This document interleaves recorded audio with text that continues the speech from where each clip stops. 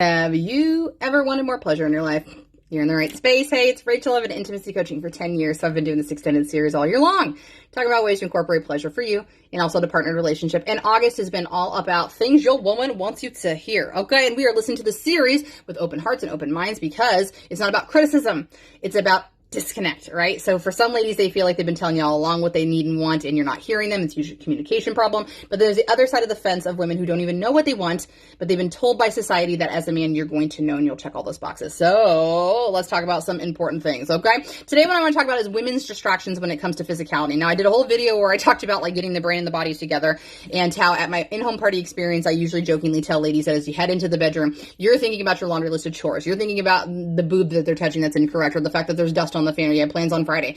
Now, as I said in the previous video, that when I say these things to women, because again, in this scenario, I feel that men have been given permission to be one-track minds in the best way possible, right? If you're in the intimate act, you're typically thinking about that big old booty, that big old booty, that big old booty, right? That's great. But for a lot of women, they don't have that capacity. They have been taught to split and wear all of the hats at once. And so it's not personal that they're not here in this moment, but it's so important that you really recognize that. Where are you, partner? Are you here with me? Because if they're not, they start to associate, right? If I'm not here in this exact present moment where pleasure feels good, I'm deepening my connection with my partner, like intimacy is great, right? Where are they? They're in a future that doesn't exist, friends. They're in the future with the Franks on Friday for dinner. They're in the future where they're dusting the fan. They're in the future where they're reminding you they don't like their left boob touch. We need to reel that back in and be here in this present moment. So if it feels good, you can tell your partner. If it feels okay, you can direct your partner to a better sensation, right? It's so important. So if you see the distraction, if you feel the distraction, if you don't know what's going on, don't take it personally.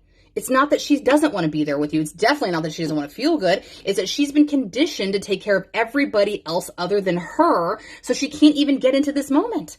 So you definitely want to make sure that you're tackling this outside the bedroom, as I've been saying in many, many videos, that's where foreplay begins, does it not? But in those moments, you can even gently bring her back to that, right? It depends on your partner, of course, but you could offer up some, does that feel good? Or could I move a little faster? Or should I move a little bit slower? Asking and giving direction, because sometimes they've never had permission to be vocal in the bedroom at all, not even with direction, but just to make noise. Oh my gosh, right? So plant those seeds. Make sure that you give them that pleasure roadmap potential. That's what they need most of the time, is just to know that you're not going to think that they're a dirty porn star or that they're a slut because they're totally into sex. I know it sounds crazy, but it's association that we've been given as women. How dare you like sex? How dare you know what you like? Because if you know what you like, that means you're a whore because you've had a lot of sex with a lot of people. Sad day. We don't like that at all, do we? Okay. Well, I appreciate you being here to help us change the narrative around that anyways, right? And we'll be back tomorrow. So thank you. I appreciate you. Have a great day. Mwah.